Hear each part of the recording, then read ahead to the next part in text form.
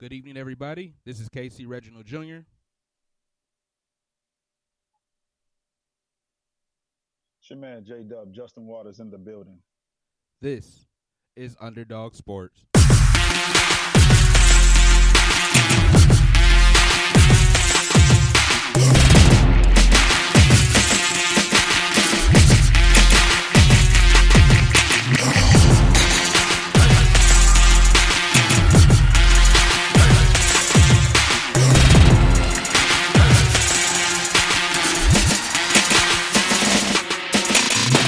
Welcome to the show, everybody. Again, this is Casey Reginald Jr. We apologize for the late start. It's your man J Dub. We still here. We going good. Let's get it. All right, 10 minutes late, but we'll get there. A little technical difficulties on my side. We're going to start the show off talking about the NBA and the Los Angeles Clippers elimination from the playoffs. Yes, Justin and I have pretty much been debating since last night about Doc Rivers and his future with the Clippers. Before we start this debate, it's already been determined that Doc is safe. He is not going to be fired because he was a big reason that Kawhi Leonard went to that team. In the first place. However, Justin and I are going to talk a little bit about Doc, his resume, and would anybody else be given the leash that he's been given. I know where I stand, so I'll let Jada talk about this. Some names. Go ahead, man. Go ahead. You got it. You had a coach in Houston that pretty much would have had a leash for the same amount of time if it wasn't for the fact he's probably going to get paid more money to go elsewhere than D'Antoni. 7 years versus 3 or 4. He says 7 years versus 4. But 20-year record, no championships, not even one, and only one conference finals versus at least 4 conference finals, 2 finals appearances, and at least 1 chip. It's a little different. All right, you said. I mean, hold on, you said 4 conference finals? Because I got everything down here. Not with the Clippers. No. I'm talking about overall. But we're about to go. We'll go back to a conference. So if we're going there, we got 1 championship with Boston. We got 2 championships, 2 championship appearances.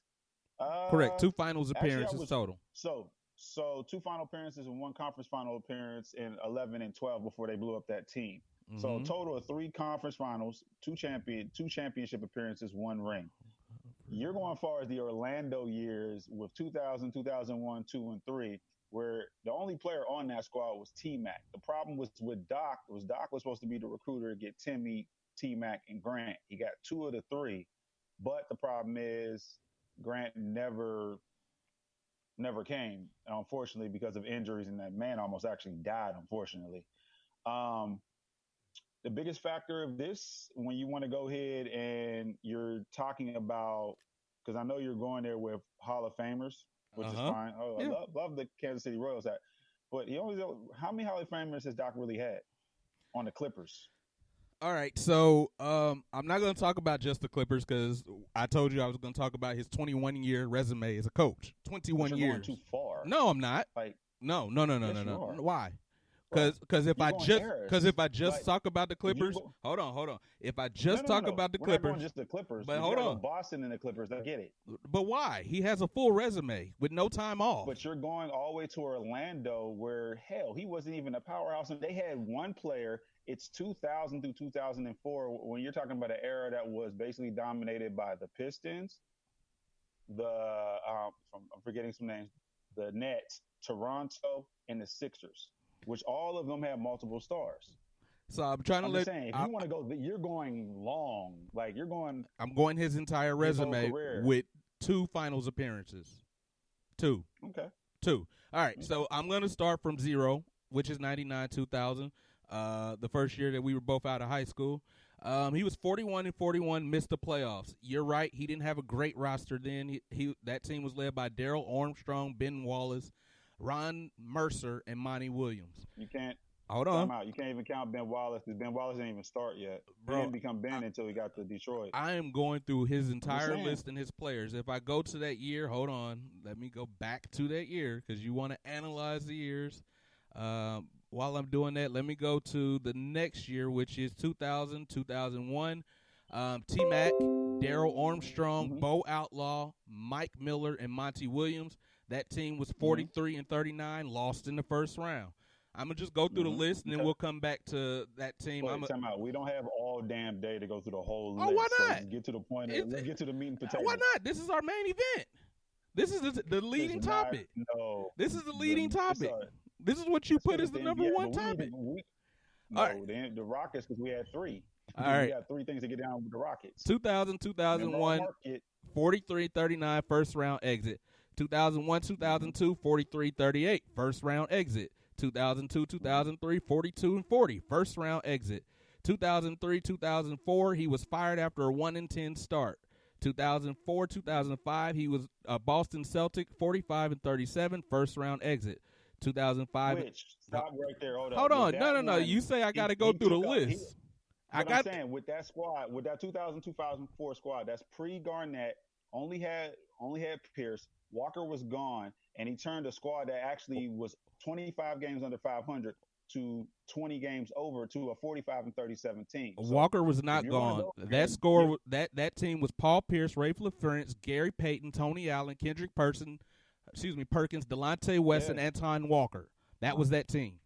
Antoine Walker got traded, and Antoine Walker didn't even play that season all like that. You want Antoine Walker was a do me a favor while you're bringing that up. You pull the basketball reference stat for the Boston Celtics 2004-2005. Look up games started by Antoine Walker. I'm gonna move on to 05-06, 33-49. Missed the playoffs with Pierce, West, LaFrance, Perkins, and Allen. 6-7, 24-58. 24-58, missed playoffs with Al Jefferson, Perkins, West, Pierce, Ray Allen, Tony Allen, and Rajon Rondo. 2007, which were a bunch of third-year players. Okay, missed the playoffs with third-year players. 2007, 2008. This is the year that they got KG and they created their big three. It was 66-16. He was on the team the year before. 66-16. And Ray Allen, I just said the names. No, you didn't. He got traded that summer. Go to the basketball reference. That's wrong. I'm pulling this in Seattle 06-07. I'm telling you. Traded that year. I was at the Seattle I game, pulled brother. this directly from basketball reference. So I pulled it directly from basketball reference. I worked on this all day and lost it, left it at work. It came back. Your best to try to make this no. I'm not trying my best. I'm just going through his list. But anyway, 6-7, missed the playoffs. 2007, 2008, that's when they traded for KG. They won the championship. 2008, 2009, conference semis. 2009, 2010, NBA finals. 10-11, conference semis. 11-12, conference. No. Okay, I got you. Never mind. You're right. Keep going. 11-12, conference finals. 11-12, conference finals. 12-13, first round exit. And then he goes to the Clippers, and that team was conference semis, first round exit, missed the playoffs, first round exit, conference semis, and again conference semis. So 3 conference finals appearances. He won 2 of those to make it to the NBA championship or the NBA finals. But over his 21-year career, he's been to the finals twice.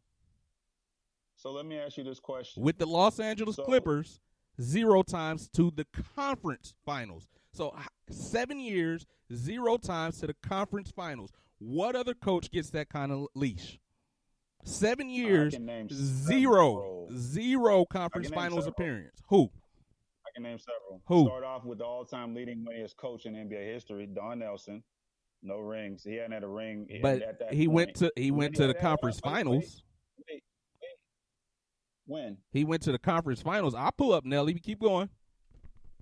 Lenny Wilkins, second all time. So you're going back before anyone was born?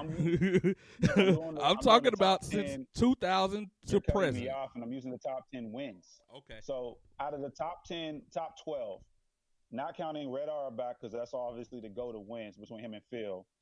George Karl, he got a pass because George Karl only made 2 finals appearances, didn't win anything. And he only did that with the Sonics. He went to 2 other teams since that point. Larry Brown has 1 finals appearance and 1 championship. I'm just saying. All right, if so wait, hold up.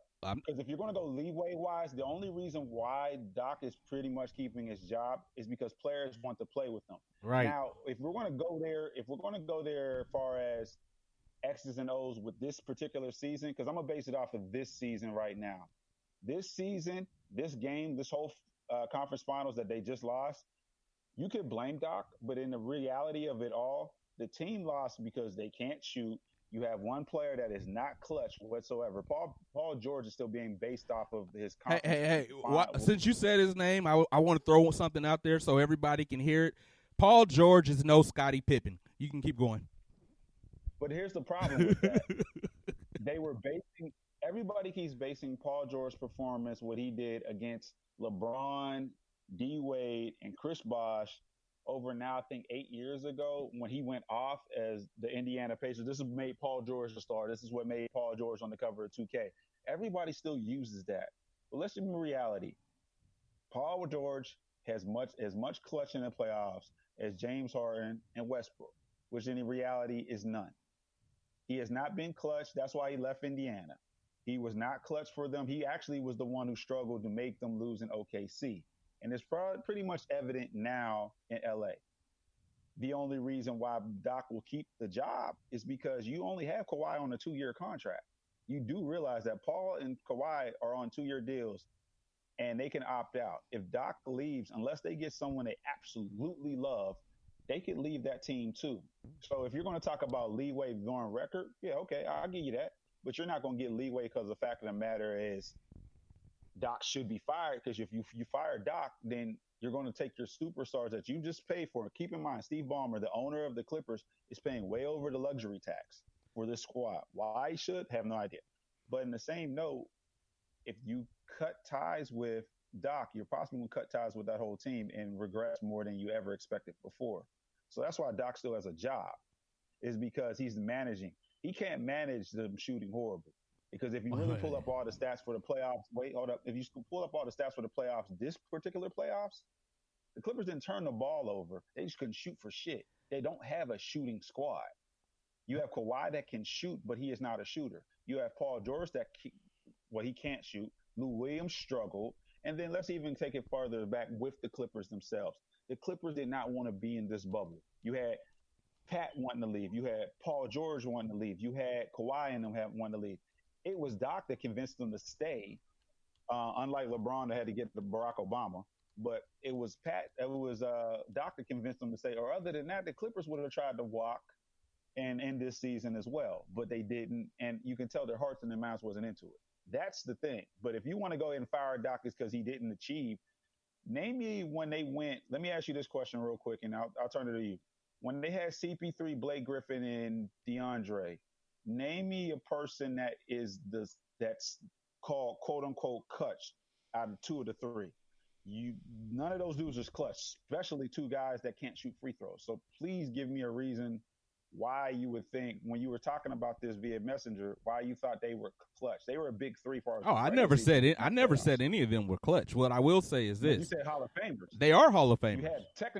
You have 2 Hall of Famers. Okay, and let's hold on. I gave you your time. Let me get mine real fast. Yes, Chris Paul is a fortified first ballot Hall of Famer, and he didn't get this choke resume or this choke label until he joined Doc Rivers. Kawhi Leonard has 2 championships, and he was never considered a wasn't the star though. He was the defensive specialist. He wasn't the star on the Raptors. He was I'm talking about going with the Spurs. I got you, but the ring with the Spurs, he wasn't the star. But I'm counting the ring with the Raptors. Hands down. I'm counting the ring with the Raptors, and all last year he was clutch. But now this year he's not. I'm just telling you, at some point after 7 years in one city, and you can't even make it to the championship game of your conference, at some point somebody's got to hold you accountable, because just like I told you about James Harden, you can surround these players, you can surround people with all the talent in the world. But if the team continuously changes and you're the nucleus of that team, same thing with James Harden. He's the nucleus of the Rockets, and everything around him changes. Doc Rivers is the nucleus. He's been the executive for the Clippers for the last 7 years. He hasn't just been the coach. He's been the general manager for the last 7 years. And for 7 years, he hasn't even made it. He hasn't even made it to a conference finals in 7 if years. Doc wasn't there, do you think they even make the playoffs? Do you think any of those players stick around?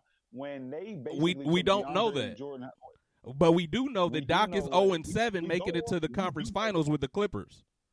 We have factual proof that Doc Rivers has not taken the Clippers to the conference finals. The hell with the NBA finals. We have factual proof of what the players have been saying is the only reason I came to play was because of Doc Rivers. And that's fine, but what is that getting them? Because they're still not winning championships. They're still not making it to a conference finals. They playing for a player's coach. But the CP3, Blake, DeAndre years. Just use that for example. Then I'm gonna move on to the next segment. With those years, they ran into a Golden State team that was the most complete team. Whether it's Mark Jackson or Steve Kerr, they ran into one of the most complete teams in probably NBA history, going back to probably Shaq and Kobe in those years, or even in the Bulls, for some people say. There was no chance in God's green earth they were going to beat that team. Not with DeAndre Jordan, who cannot hit free throws and gets taken out in the fourth quarter, and Blake Griffin, who chokes even worse than Paul George as a big, especially now in today's NBA where every big thinks he can shoot, and Blake can't shoot. He tries to, but he can't. So you have one player in CP3. But who put that team together? CP3, wait, hold on. Who put the team together? Jerry West is a part of that one. But who was the general manager from 2013 to present for the Los Angeles Clippers? Of course, it was definitely Doc. But so if you were missing a piece, yes. No, don't come. What? No, you had both DeAndre and Blake were there before Doc. And he kept them, right? CP3. Correct. Why would you get rid of DeAndre Jordan? Kind of understand. If you can't, as far as the clutchness is concerned, but you have a rebounder and defender and a hustler guy, a Ben Wallace type guy. Get it.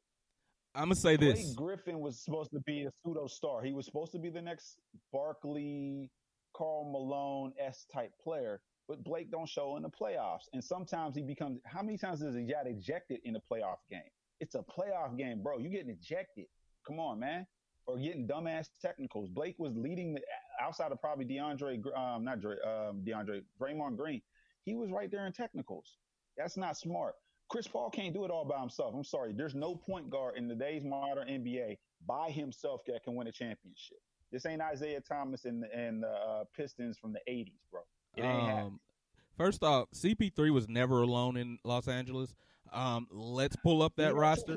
Hold on. DeAndre Jordan, Blake Griffin, Jamal Crawford, Matt Barnes, J.J. Redick were all on these teams. How many All-Stars have J.J. Redick, Matt Barnes? You just said he can't shoot, so we got a shooter. We got Jamal Crawford. So we got two shooters. We got a Hall of Fame point guard. We got Blake Griffin. Jamal we got Crawford DeAndre Jordan. Bro, what I'm telling you is this. You live in Pittsburgh, and your coach has a Super Bowl. Your coach, if he didn't make it to an AFC championship game for 7 years, they would run him out of town immediately. I'm saying this, black. And what color? I'm just saying we're talking about Doc Rivers here. And 7 years, 7 years, no conference finals appearances, and we keep giving him a reset every year. We keep giving him a new roster. We keep turning it over, and we don't hold Doc to the same standard that we hold everyone else to. And that's all I'm going to say on that. Let me ask you this question. No, hold up. So let me just ask you this question. If players are saying, I want to play for Doc, and you fire Doc, and the players leave, then what? This is what. The Clippers ain't winning championships with Doc or those players. Okay. But at least I'm sorry. To the playoffs. So they're at least doing something. So now you sound like hold on. 50 years, no championships. Hello, that sound familiar? 50 years, no championships. Zero.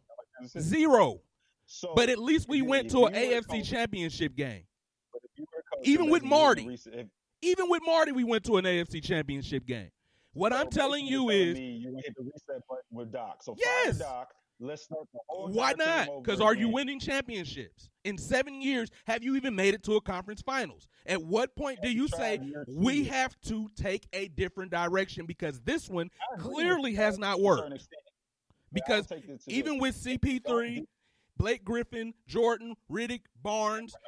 Now with Kawhi, Paul George, Montrezl Harrell, Lou Williams, and the list goes on, and he still can't even make it to the conference finals. That's all I'm saying. Let me say this. I like Doc. Doc is a great coach. I like Doc, but to me, since he left from Boston, he's become Marty Schottenheimer. That's all I'm gonna say. We got to put basketball. He just needed one more win.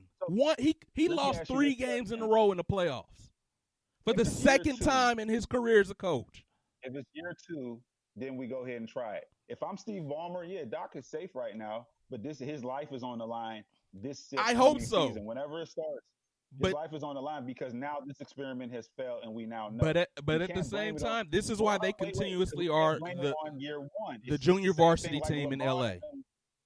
Was just like with LeBron when he first got to the Heat, it was championship or bust, and they lost the championship. They did not fire Spoelstra yet because this was an experiment. Hold on. Did they go?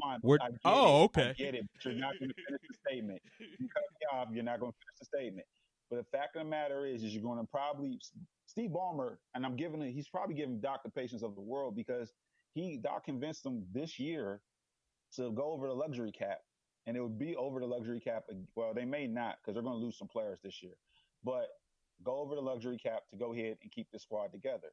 But again, if you fire Doc, you're really going to hit the reset button. So this is only what I'm saying is if you fire Doc, Kawhi leaves, PG leaves, then this experiment's over with. Then, you have the utmost right to go ahead and hit the reset button.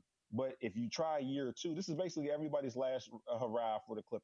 Is this upcoming season because they failed year 1, they got year 2. So Doc's out, Kawhi leaves, PG leaves. Well, PG will probably stay. He ain't got no other damn option. He ain't shit anyway. That team safe. He's right. So we'll go from there. That's what I'm saying. I'm gonna give you the last word, but I'm just saying 7 years, not even so much as a championship, a conference championship game, not one. All right, longer and nothing happened. Where in modern basketball? In one place.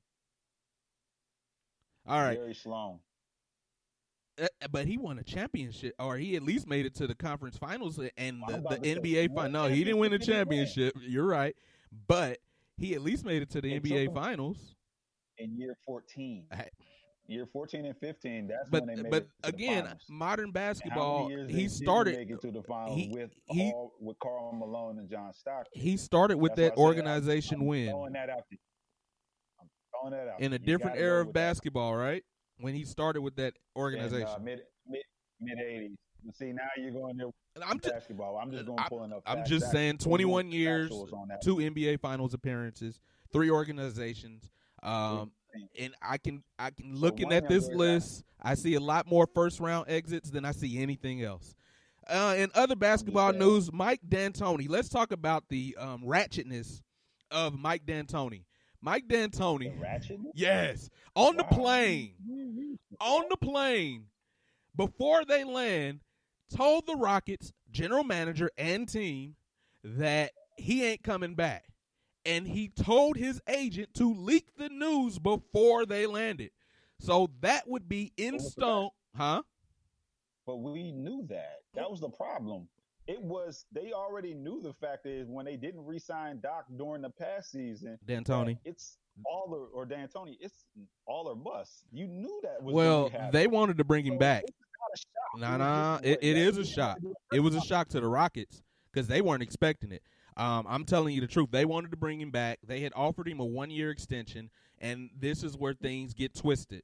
Tillman, the players. Hold on. Tillman is saying he offered D'Antoni a 1-year, $5 million plus incentives of $1 million per incentive reached. D'Antoni's camp is saying that offer is completely baloney because the actual offer went like this. D'Antoni was offered $2.5 million, another $2.5 million if they made the playoffs, and he was still the head coach of the Rockets at the end of the season, plus the incentives. So if I'm Mike D'Antoni, yes, I bet on myself that, of course, we're going to the playoffs, but do I count on the Rockets to keep me throughout the season if we go through a slump, if they can save $2.5 million? No. So I just think he was gangster with the move. I think he was gangster as hell because in his post game conferences, he was talking about, yeah, we're ready to do it again next year. All the pieces are here. From the time he left that podium, from the time he left that podium, packed his bags, he had already told his agent to leak the news once we're in the air that I won't be back, and I'm going to tell the guys on the plane. These guys just lost their playoff lives, and their coach is quitting on them. So, a couple of things. He had already sold his house pre-COVID in Houston. He's still back so he went back to his original home, which is in Phoenix. So that's already a sign that tells you that this man ain't sticking around. Two, the contract deal, like it or not, you knew that was going. If we can't settle before the season, and then you're kind of giving me an ultimatum contract. Well, during the disrespect. What's leaked out is the disrespect from Tillman to Dan Antonio. To D'Antoni, I'm sorry. What the factor is the Rockets organization allowed D'Antoni's agent to get offers from the Pacers and from the Sixers. So that's the problem. If it's already out there that other teams are shopping for him and willing to go ahead and basically probably pay him more for a different setting. Now, if he goes to Indiana, I think he's going to fail epically. At least with Philly, unless they trade Simmons, I think they have a chance in the East because the East is still always suspect. But Indiana's in the East too. But Indiana don't know. They don't have a identity. I mean, but they made the playoffs. Everybody, I'm saying. No, not everybody made the playoffs. But what about Philly? Philly made the playoffs too, and they really underachieved with Barrett Brown. Speaking of which, let's use that one as a coach. Brett Brown was with that team for how many years? Trust the process. Trust the process. He was given, he was given puzzle parts and told to go put a basketball team together for the first several years of that process. I'm just saying. Like 3 years before that. I'm just saying they were tanking to get players. Yeah, at least they had a plan in process. Doc is supposed to be winning championships or at least getting me to a finals. If we're going to keep going back there, at least get me to a finals. Show up. The problem is with D'Antoni is the fact, well, I didn't think it was an issue, but we kind of knew. When they interviewed P.J. Tucker, someone had him on footage when he was at Turkey Leg, him and James Harden, which was not even 10 hours after they got off the plane. So they're getting that food. They're getting that shrimp and lobster turkey leg. He said he had a feeling that was going to happen anyway, so he's not shocked. Harden just was like, no comment. So in my mind is they pretty much knew this was the, writing on the wall. It is what it is. The question is now, it's who are they going to bring in? There you go. That's the big question. Who's going to be the replacement for Mike D? Who, my favorite is going to be Mark Jackson, but he ain't going to get the job. So go ahead. Here's the thing. As much as people think this is going to be a lovely and sexy job, it's really not. You have two players that are pretty much the same player that are owed $40 million a pop. Neither one of these guys are movable unless you basically trade a whole entire squad or someone's just dumb enough to take upon two guys that are now in their 30s that have to be alpha dogs no matter what. Be honest with you, we kept talking about names that's going to take this. If they throw Van Gundy in there, God bless him, but Van Gundy hasn't. He ain't going to take that job. Van Gundy is a defensive coach first, and he ain't going to take that job. I wouldn't be shocked if he did. Check your message. So why not? Yeah, I've seen that. Okay. Congrats to them. It's a little odd, but congratulations to. I honestly didn't see that one coming with Maya Moore. I just thought she was going to do it, but yeah, congratulations to her. I mean, it's a 9-year difference. And she completely stopped her whole NBA career. Technically, got that man out of jail. She stopped her NBA career for this guy because she was working on this whole thing 2 years ago, got him out.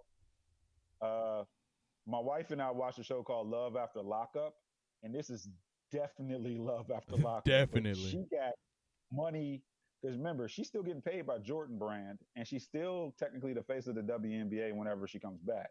But, So those of you that do not know what we're talking about, WNBA star Maya Moore marries Jonathan Irons, the wrongfully convicted man she helped get freed from prison. Like Justin said, she did put her WNBA career on hold to take up this cause. So obviously she fell in love while he was still in jail. Let's be honest. Lockup, Before lockup was over.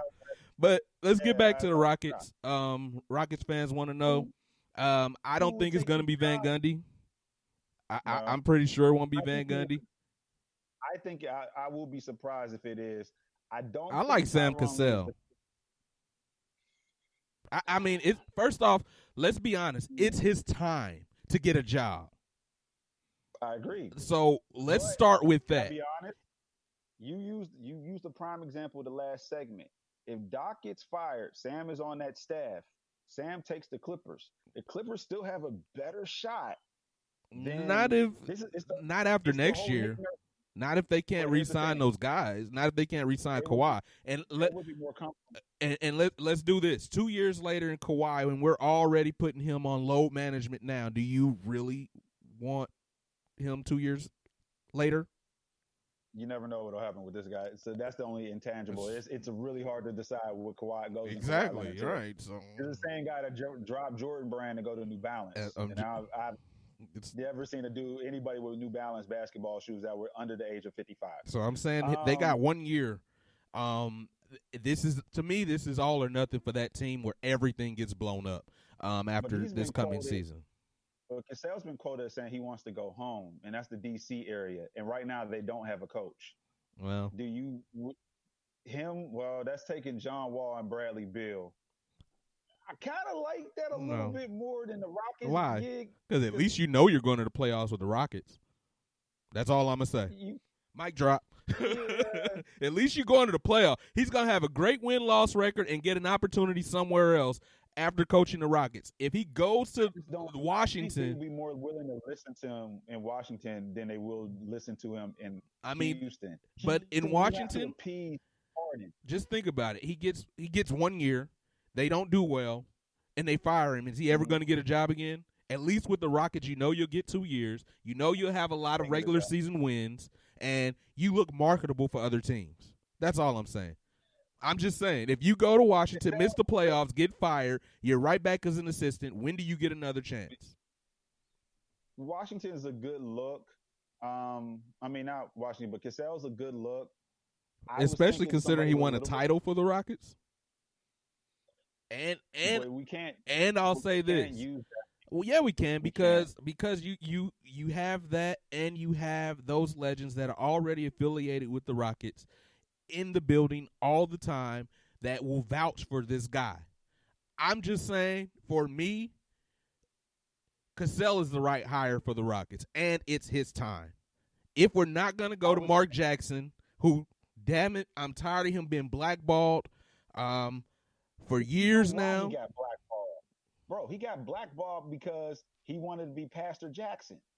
Fix your headphones, come on. You good. He wanted to be Pastor Jackson, and he wanted to go ahead and people. They said the players didn't like that. Although no one in the Warriors organization ever complained. They actually went to his services and everything. They thought it was cool. Draymond and Steph both said that I love doing that.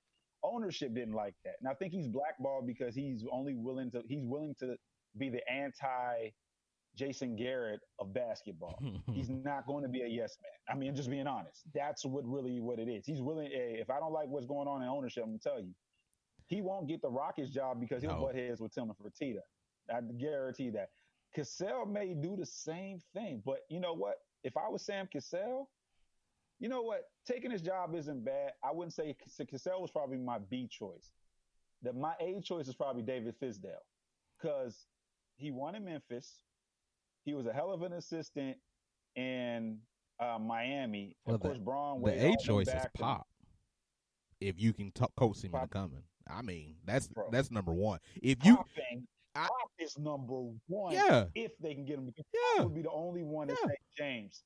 Yeah. I don't like it. We're gonna get your ass out of here. Absolutely. But Pop ain't leaving San Antonio, bro.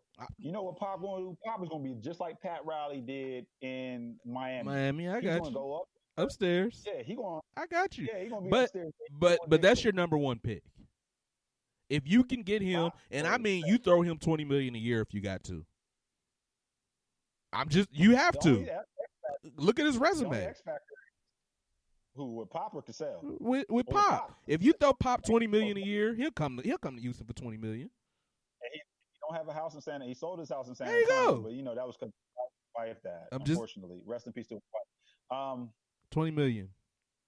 $20 million a year. But $20 million. But they have to do it.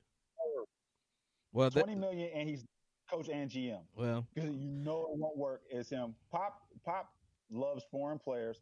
Pop started as the GM for the Spurs and then fired Bob Hill, and then look what happened from there. Everybody says Pop was the reason why they tanked that first season in San Antonio so they can get TD. They wanted TD. I see Pop coming in if he did that. $20 million. Harden's gone. But they got to play him. They got to pay him $20 million. He won't leave San Antonio for less than $20 million a year. Since you brought up the Rockets owner, Tillman Fertitta, or whatever his damn name is, that guy has. You've been to Landry's. No, I don't go there. You've been there. Charles. I don't know. Well, not now. But, has decided to keep Daryl Morey as the GM. First off, you have on here, what more does he need to do this offseason to lift the Rockets to the next level? My question is, I'm going to change that question around. What more does this dude got to do to get fired? Nothing.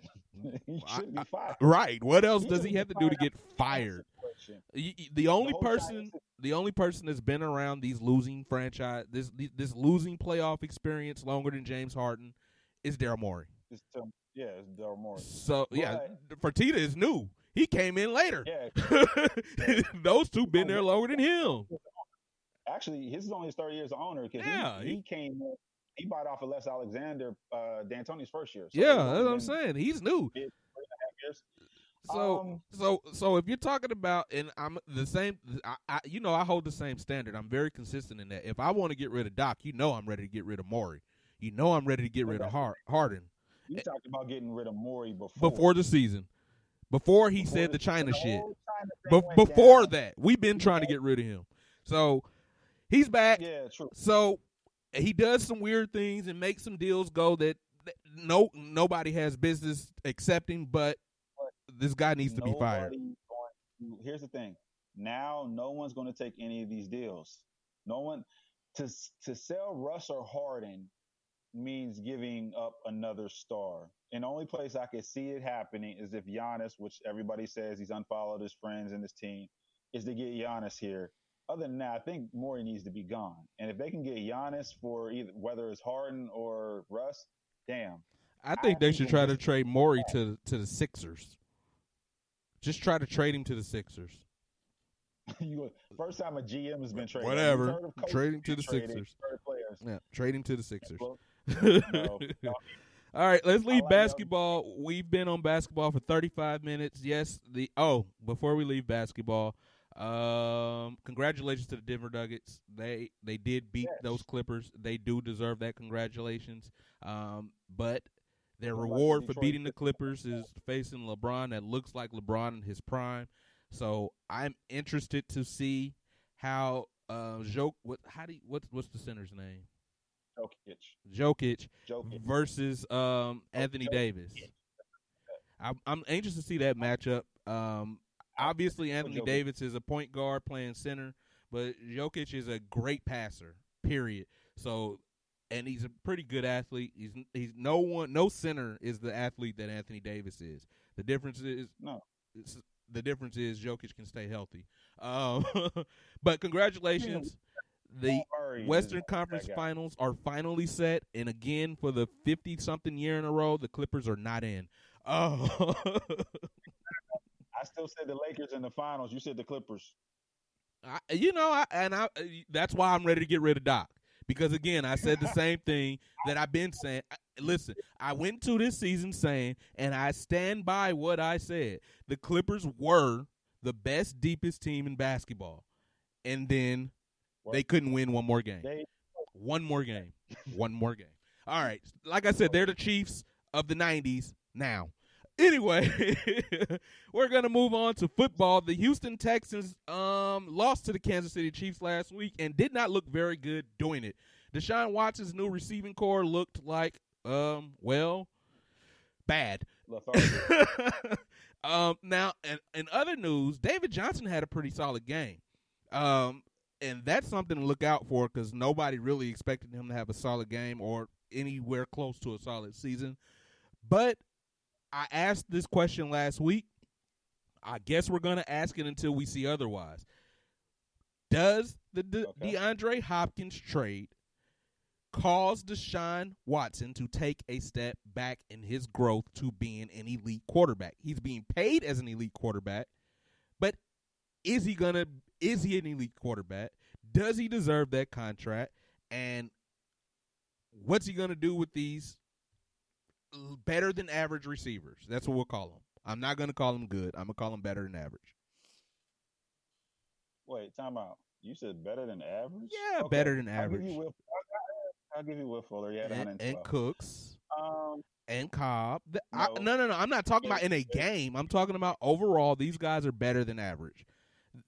I'm just saying they're technically these guys are supposed to be better than average. How about that? That's better. Supposed to be. But anyway. Cooks made. The table's still out on Fuller and Randall Cobb, I think, is too old. Here's the thing. You know what this is starting to look like? Elway versus Marino, where there's not going to be a way Deshaun's going to get any better and it's going to regress. Remember, Dan Marino came out firing when he first came in the NFL, tearing it up, blowing up smoke, but never got any further than like the second round after that first year in the Super Bowl. He went to the Super Bowl as the second year. What I'm trying to say is they took away his weapons over time. This cat ain't got weapons like that. DeAndre Hopkins had 151 yards and 14 catches in game one. More catches. Hold on. Let me say this. 14. He had more catches than the entire Houston Texans receiving core. Right, exactly.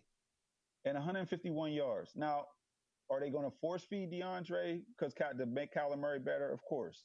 I would anyway. Because he made Deshaun Watson better. Right. But in the same note, Deshaun is going to be okay. The problem is that line is not going to help him. Bro, let's bring it up. First quarter, Laramie Tunsil holding. Laramie Tunsil. No. When you refer to him as the highest paid left tackle in football, Laramie Tunsil. We're going to refer to him as the most overrated tackle in football, Laramie Tunsil. But still the highest paid. He is the Albert Hainsworth now. So anyway, you got those two. You have Armstead, who was drafted 2 years ago, first round, 2 sacks. That's right there in itself is the first quarter. That's your left side. Bro, that's not going to work for a quarterback that's trying to progress, especially one that does not have a consistent target yet. He has a bunch of guys, but we don't know if Fuller can stay healthy. Brandon Cooks there has to be a reason why this dude always is getting traded. He's in year 5 he's in year 5 or 6 of his NFL career, and he's already on his 4th team. So, we got to figure out a way why this is going to go ahead and go down. I don't understand, but I think Deshaun's going to be okay, but I just don't get why. All right. Why we don't give him weapons to do some stuff. I want to go back to the first thing you compared him to Marino and Elway, and how Marino came out firing and smoking and had all this success. Did Watson really come out firing? He did. He came out doing great his first year and second. You can't knock him on both his first 2 years in the NFL. They went to the playoffs both years. They wasn't like he was just 8-8 and 4-5 or something like that. He actually did damage. Keep going. Didn't win a Super Bowl? No. He didn't do what Dan Marino did. Did he get past the divisional round? No, but he also didn't have weapons like that. Did he get past the divisional round? No, he did not get past the division round. But again, you had weapons. If we go back, you had weapons. One, I keep saying this.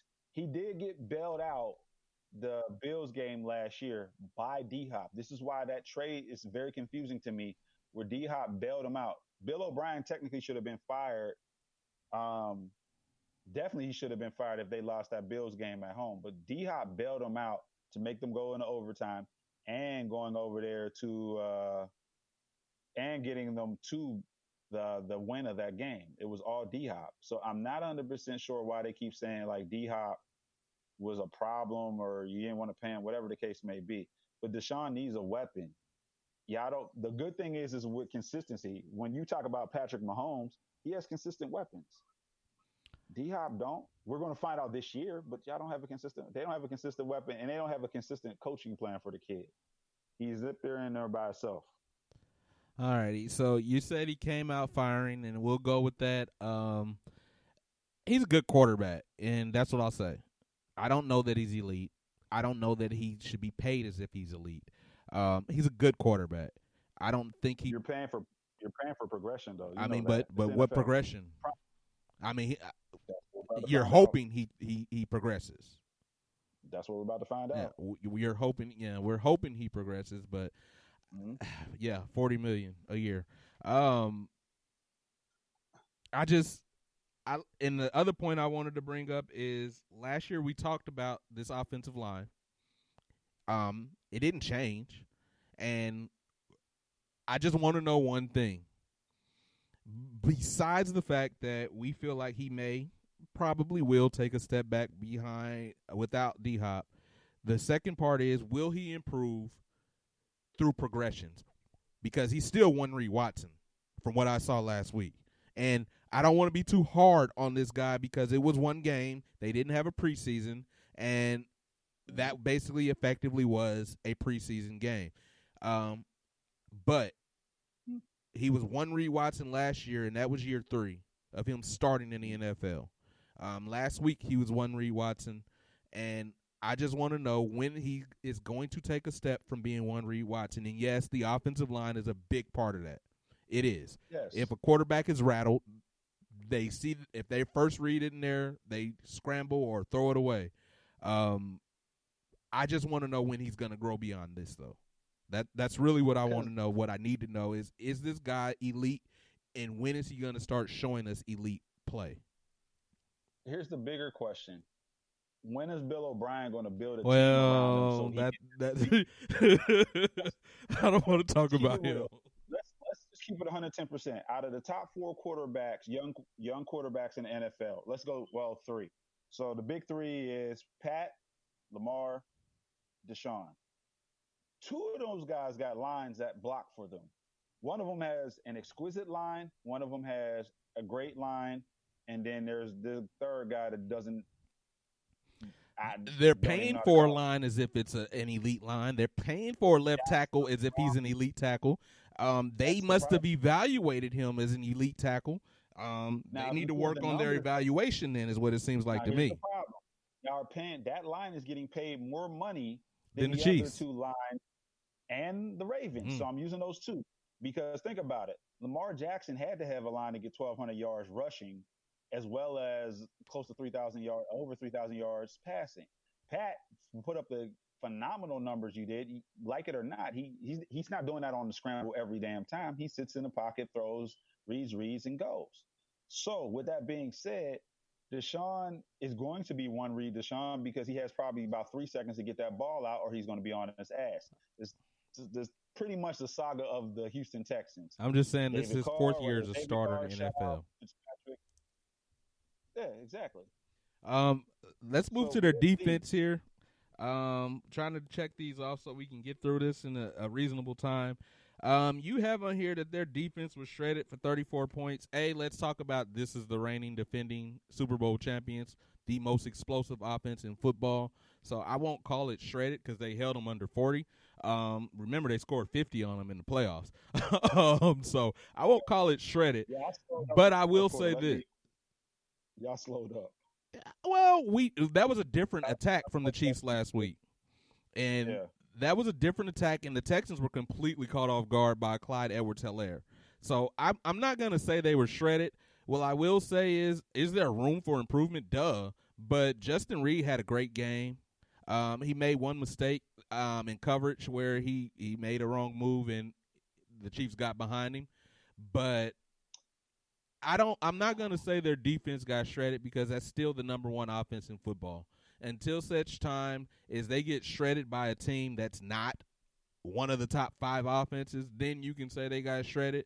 But you're grading them against the Chiefs, and like it or not, that's still the best offensive team in football. I think the thing is the Texans' identity the Texans' identity is starting to have to change now. It's not J.J. Watt's defensive team anymore. Both him and Whitney Merciless, they had a combined total of 6 tackles. I didn't even hear Whitney Merciless name called. Well, 2 of them was in the first half, so he only had 1 tackle the rest of the game, or first quarter. He only had 1 for the rest of the game. J.J. Watt, can we finally just say it? J.J. is getting old. We've been saying it. He's been in the year 10 years, and now he's all of a sudden talking about his mom has gone out and said she would love for JJ to end his career where they all play together, whether it's Pittsburgh or whether it's in Wisconsin, which we're not going to let that happen. Whatever the case may be, he's no longer even the franchise guy in the city. He's getting paid like it. Well, he's on the last year of his contract. Thank goodness. I don't see the Texans giving him another $25 million contract. Well, who's their general manager? It'd be absolutely stupid for them to do. But who is their general manager? Agreed. Yeah, okay. their general manager. He traded DeAndre Hopkins for David Johnson and a 4th round pick. What was the pick? Yeah. He's 31 years. JJ is 31 years old. A history of injuries. He's now having a history of injuries. He's been in the league for going on 10 years now. I just do not see. I think it's time of him being Defensive Player of the Year and all that. He'll Pro Bowl, yeah, but I just don't see him being the guy like he was even 5 years ago. I'll say this, and I kind of mean this, and they can take it how it is. After the D-Hop fiasco and how he's getting blown up in the media, I think JJ will ask for $25 million, and I think O'Brien's going to be pressuring to give it to him. That would be the dumbest move. I'm just saying that's what I think is going to happen, and that's the position he put himself in, and that's the truth. He put himself in a position to where now he's got no choice but to re-sign Watt because of what he did with D-Hop. Texans and the Ravens next week. After looking at the fiasco last week that we saw in Kansas City from the Texans. I said this game shouldn't be close, but I'm going to mark it close anyway. I got the Ravens 31, Texans 24. What you got? I got the Ravens 31. I got the Texans 17. And I'm being gracious with that one. Ravens control clock and went out. Now you got J.K. Dobbins running the ball. Still got Mark Ingram. Of course, Lamar is going to be Lamar. They can do clock management. So they're not going to try to do a shootout. And the Texans aren't going to be a good team to do a shootout with anyway. I say clock management. I give them 31-17 Ravens. Texans go to 0-2, and then we really start thinking about O'Brien and his future in Texas. All righty. Part of that same game last week was the Chiefs. We kind of talked about the offense coming out, and you said they slowed down a little bit. The Chiefs offense showed the NFL something that the Chiefs offense kind of showed the league in the Super Bowl by featuring Damian Williams, but they showed it in a different way with Clyde Edwards-Helaire. Can the Chiefs offense be stopped if they have a running game as equal to the dynamic part of their passing game? It could be hard. It's going to be hard. I will say this also. The score is misleading, that 34 number, because you did have your guy drop a touchdown pass. Yeah, he could have 40s. Robinson dropped a big one, bro. So this score technically should have been high. I looked at that like, I'm so glad I didn't pick him up for fantasy. I'm so glad I'm not going to pick him up for fantasy football, and I've avoided him. But that score could have been 41-20 instead of 34. But anyways, 48 if y'all plus 14. Y'all have even worse. As far as a balanced attack is concerned, that's actually scary because there's the last time I've seen a balanced attack where you got a quarterback that can probably get over 4,000 to 5,000 yards. and a running back that still can get you a grip, you're talking about going back to the greatest show on turf, going back to the Rams of the early 2000s. That's scary. If Clyde learns how to catch, bro, yeah, if he learns how to catch, it's over. The Chiefs looked good enough last week. They did what they had to do. Like Reese and I talked about on our fantasy football draft special, we thought Pat looked rusty. We thought they looked out of sync, but it was in essence a preseason game that actually counts. So I'm looking forward to Pat improving. I don't know if the run game can get any better than it was. The only thing that you could add to that run game is a back that catches the ball out of the backfield. So I am very excited about what the offense looked like. But let's transition to the defense. And as we transition to the defense, let's talk about the already thin secondary losing its, by default, number one corner, Shavarius Ward, to a broken hand, and he did not practice today. They're talking about he could possibly play. I just don't see Coach Reed letting this guy play with a cast on his arm. I mean, Coach Reed is historically one of the most conservative coaches when it comes to injuries outside of Terrell Owens in the Super Bowl. Other than that, he's very conservative when it comes to injuries. So I just don't see it. And save for the fact that Tyrod Taylor's coming, is who we're going to play this week, I would say we'd be in trouble. But because Tyrod Taylor looked like Tyrod Taylor and refuses to throw the ball downfield, refuses to take chances, he's still checked down Tyrod. He still seems like he's playing for Rex Ryan.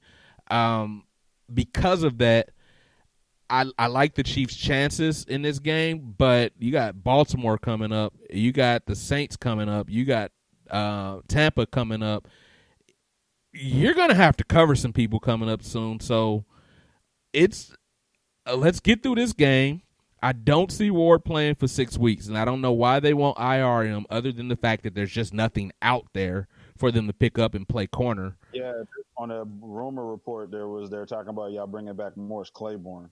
I was like, damn, it's old Mother Hubbard, and y'all really bare if y'all bringing up Morris Claiborne. Well, it's better than Orlando Scandrick is all I'll say. We keep going there with that one. Of course we are. Of course we are. He trash-talked the Chiefs all year. Chiefs versus Chargers. What score you got? Are you serious? Yeah. All right. 40-13. You got 40-13 Chiefs. I got 35-21 Chiefs. I know we're flying through our teams, but I want to get through this quick enough so we have enough for our very last topic because I think it's important. So I'm just kind of flying through. First off, before we go to the Steelers, let me lead this segment off by saying I was wrong. I picked the Steelers to lose. So let me start this off by saying I was wrong. And let me start this off by saying kudos to Big Ben. He looked, after the first quarter, as technically up until the 2-minute drill in the first half, he looked very rusty. And all my concerns were warranted. Let's be honest. He was missing high. His timing he looked bad early. Now, save the fact that they played the Giants, and I was expecting Daniel Jones to take a step. I'm being honest.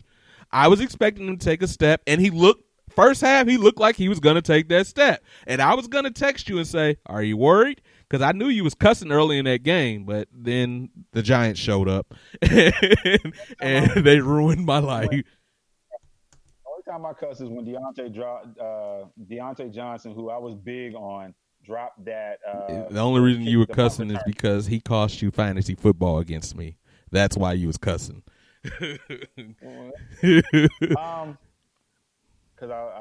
my better half judgment should have benched him. But he did play. Here's the thing. The thing you're not saying is what the hell did we do to Saquon Barkley? Because that's what your intangible was about the win is Saquon. Yeah, you're cutting off, so you're cutting off a little bit. And he went off. You're cutting off a bit. I was saying Saquon Barkley did not. You got it now? Yeah. All right. Saquon Barkley did we shut his ass down. That's the Did he intangible. play? I ain't never trusted Daniel Jones. 15 carries, 6 yards. But here's the thing. This is the thing with Saquon. He had a beautiful 30-yard run where he ran over a Steeler, hopped over another one, and still only had 6 yards. But he had a 30-yard run. So that means they kept him in the backfield the majority of the time. I love Saquon Barkley. Man, I was a fan of his in his State day. Cool cat. But damn. We go back, I didn't even expect that. I was like, but I would say this about Saquon, Daniel Jones. If you're trashing the Texans line, you've got to be taking a shit on the Giants line.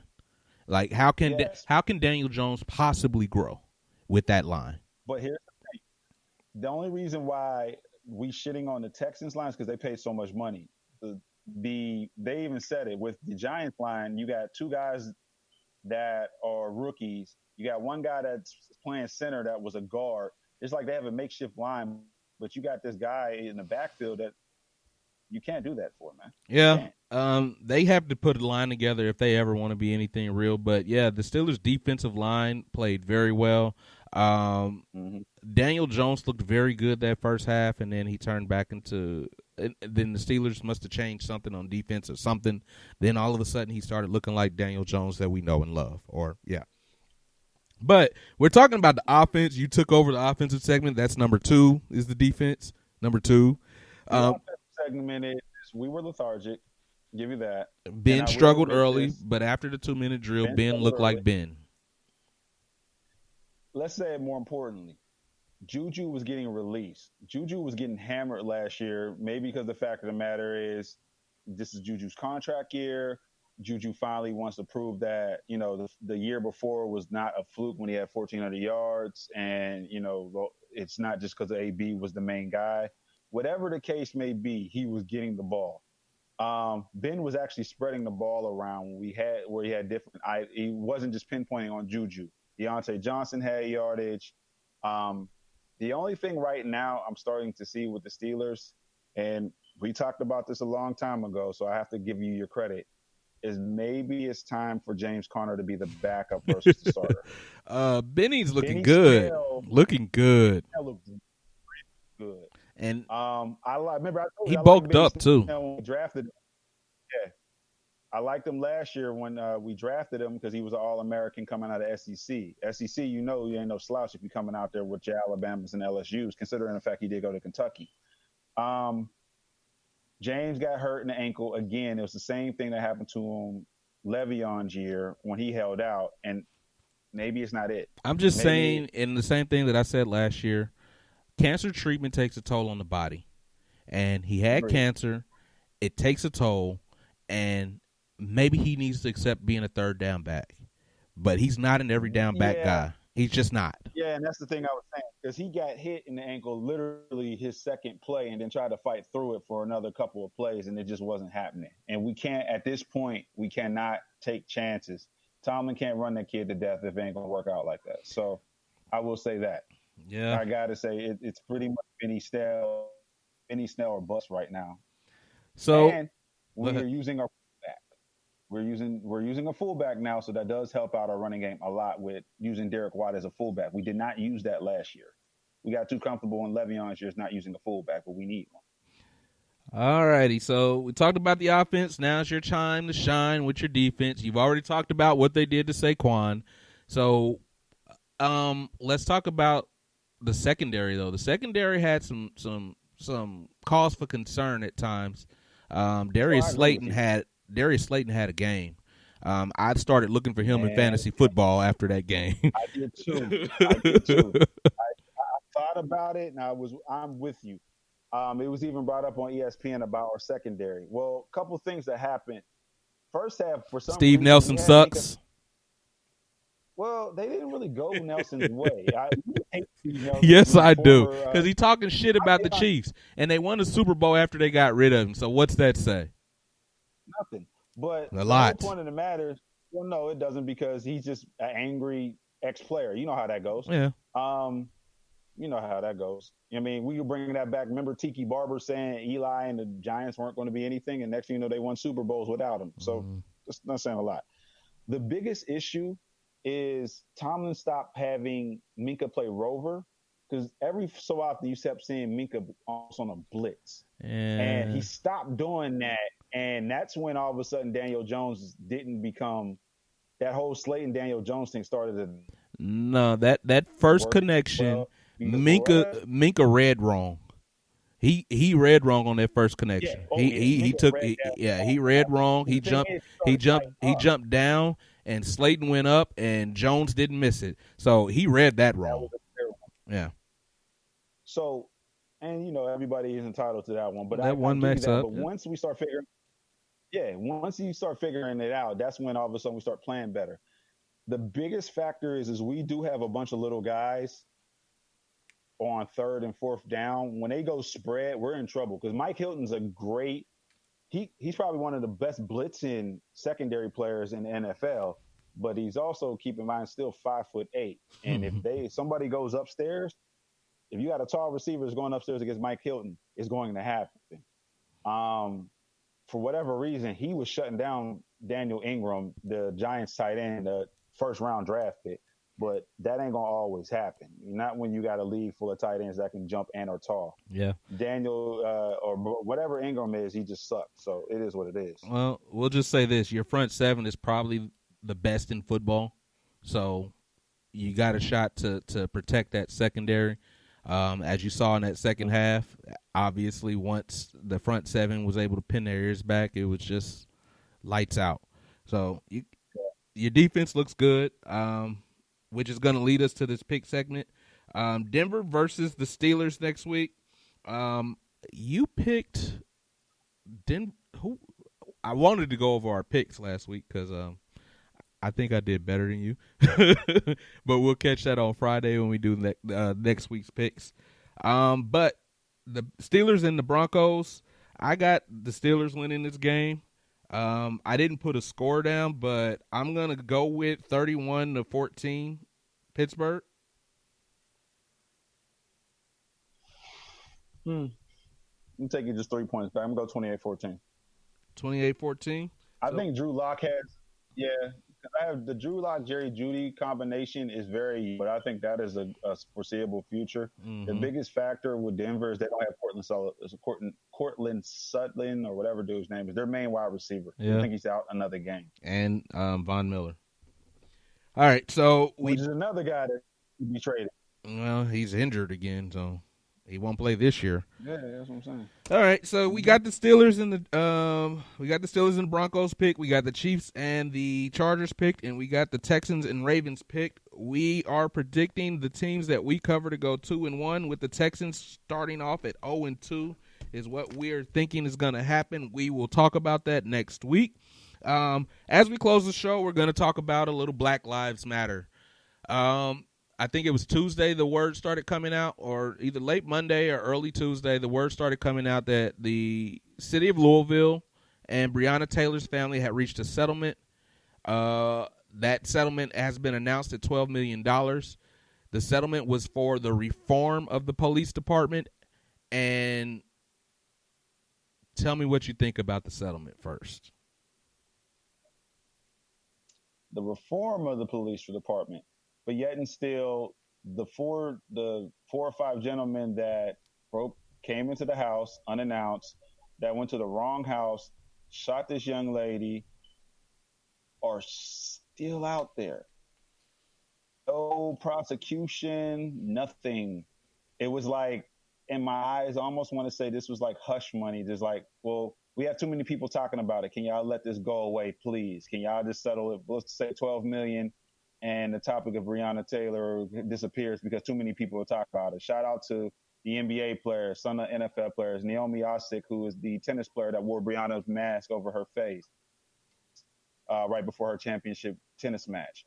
The city of Louisville, or more importantly, the Louisville Police Department and the people of the hierarchy want this to go away. It just seemed like this was hush money. They're like, hey, you guys try to figure out a way where this doesn't become a segment, and it still is. Because, again, these people are not being brought to justice yet to this day.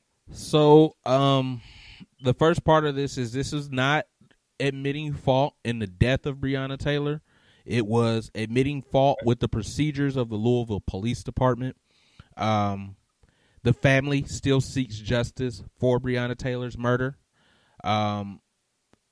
Black Lives Matter still seeks justice for the murder of Breonna Taylor. The FOP, which stands for Fraternity Order of Police, came out against this settlement, saying the city rushed and the reforms talked about in the settlement would not have changed anything the night of Breonna Taylor's murder, or they said death. In addition to that, they're saying that it was a premature settlement because if it comes back that there is no wrongdoing by the police officers, that settlement now looks bad.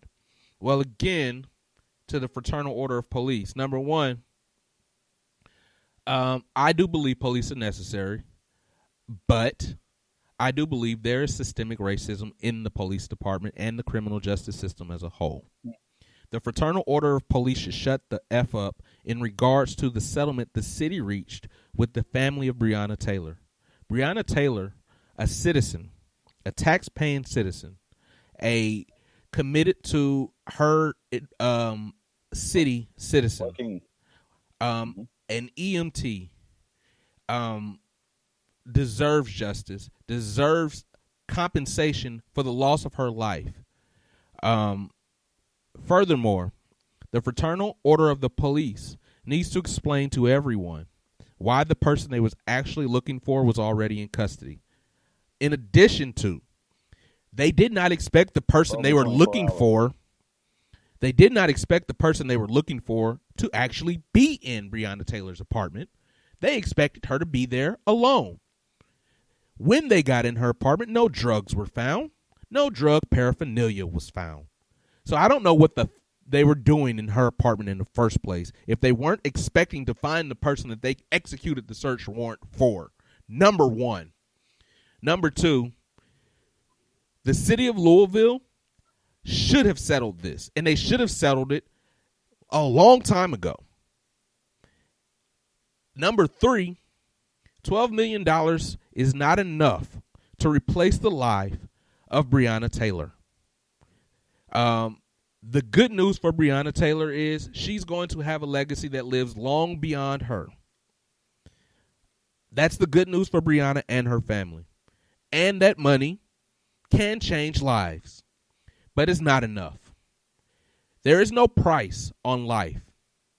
I had a friend, a Caucasian friend of mine, tell me that she understands Black Lives Matter and the point behind it. I had another friend of mine tell me that I need to pull up her Facebook. While I'm pulling up her Facebook, go ahead, J-Dub. So here's the thing, dealing with this, is I hate the news when they spin this. So, there's been rumors and articles that Breonna was low-key, we'll use Brian Urlacher. Because Brian Urlacher, before he said his dumbass comments, was informed that Breonna Taylor was part of, or her boyfriend was part of a drug kingpin and a drug ruler. And it was, why are we spinning this in a way that young lady was not any type of queen pin or drug dealer? She was an EMT worker. She was a citizen. Her boyfriend never had a record, was a gun holder that had a license to carry, and it was in his own house.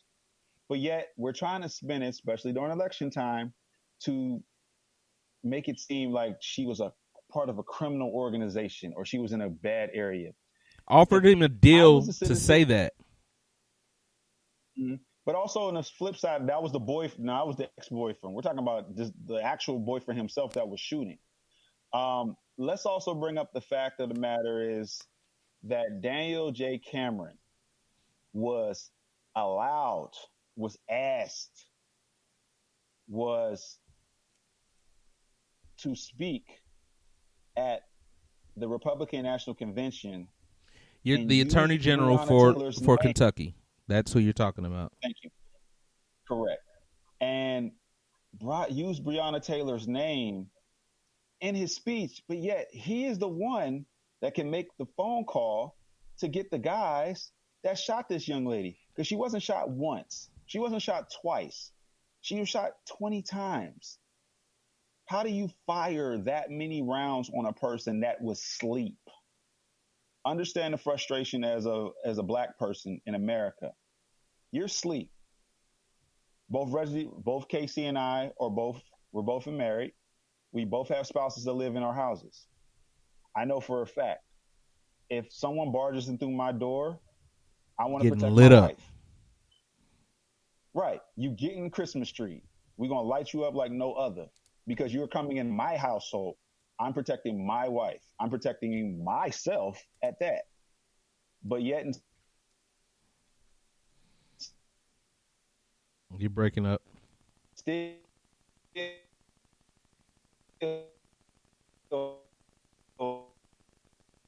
We're to this. And now they're trying to fix this where she said she wasn't sure.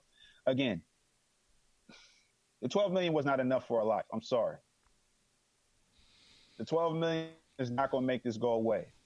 If anybody, as far as sports or anything aspect is concerned, until these guys are arrested in jail and sentenced to a long sentence, not no 2-3 years, not no 4 or 5, but we're talking double digits minimum. This should never go away. It definitely should not go away, and I want to close the show off with my friend who is also a veteran of the United States Army. Her name is Abby. She's a veteran. I'm a veteran. We both served. We were both in the military on 9/11, and this is her Facebook post. On 9/11, she posts a picture of the Twin Towers. At the top of the picture, it says, "Never forget the Twin Towers." At the bottom, there's another picture of the Twin Towers, and it says, "But all buildings matter." That's how dumb people sound when they say all lives matter. Because if all lives matter, how the hell don't black lives matter? I don't understand why the hell we're still having a conversation about racism in 2020. I don't understand why we're going to continue having this conversation. But because this show is called UnderDawg Sports mostly, we are going to continue having this conversation. We're going to have it until something changes. November 3rd, the election for President of the United States will take place. Early voting here in Houston takes place starting in exactly 3 weeks. Folks, I am begging you, go vote. I am begging you to make your voice heard. And if you believe that your voice doesn't matter, please DM me so we can talk about why your vote matters. We can talk about... Listen to the facts. Yes. And we can talk about why some roads are paved and why some roads are not. We can talk why some people are treated one way and other people are treated another. Until we show up and make our voices heard and change this country the way this country needs to be changed, we're going to continue to be shit on. I'm Casey Reginald Jr. It's your man J-Dub, Justin Waters, salute in the building. This has been UnderDawg Sports.